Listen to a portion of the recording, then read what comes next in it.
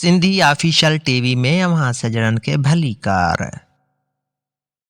शहीद जुल्फकार अली भुट्टो जे मोभी पुट ऐं शहीद मोहतरमा बेनज़ीर भुट्टो जे भाउ शहीद मीर मुर्तज़ा भुट्टो 18 सेप्टेंबर 1954 ईस्वीअ ते कराची में जनम वरितो।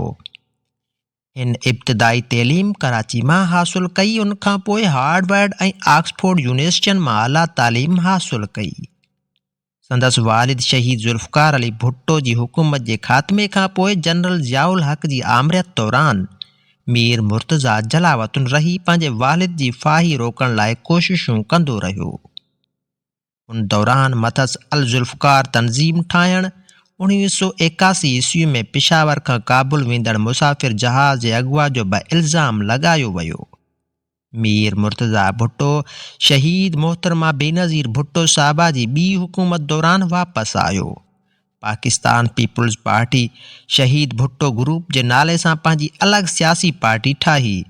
कुझु ॾींहं जेल में रहियो। लाड़काणे मां सिंध असेंबली जो मेंबर चूंडियो वियो।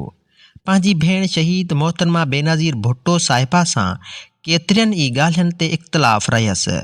कुझु दोस्तनि जे टियाकड़े सां जुलाई 1996 ईस्वी में संदसि विच में वज़ीर आज़म हाउस में मुलाक़ात थी, जेका ॻाल्हि असुल हुक्मराननि समेत घणनि खे न वणी।